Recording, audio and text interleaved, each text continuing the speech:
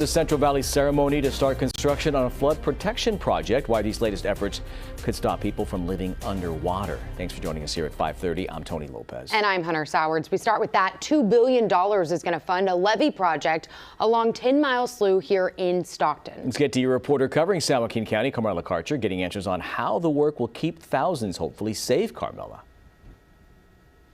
Yeah, that's absolutely right. Now, we are here on the portion of the 10 Mile Slough that is considered the most at risk here in the Central Valley system.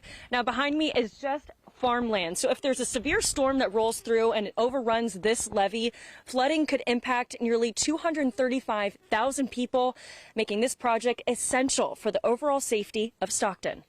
Mother Nature is unpredictable. 1 minute it's just rain, and the next it's flooding. For a city where 98% of all homes and businesses are in a floodplain, that risk is extremely high. Stockton came up on everyone's radar maybe 15 years ago as one of the most dangerous communities threatened by flood because the levee systems either were non-existent or they were just outdated and not robust enough.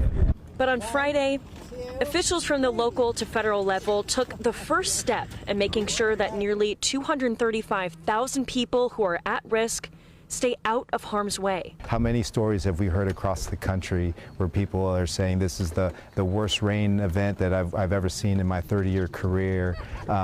These are things that our responsibility in this profession is to make sure that the public is safe and protected for things in the future. This groundbreaking ceremony is the start of a $1.95 billion flood risk project, upgrading 24 miles of levee, including a mile stretch that is considered the most at-risk levee in the Central Valley system. Water wants to equalize, right? So you can envision here, you have the homes over here to our left.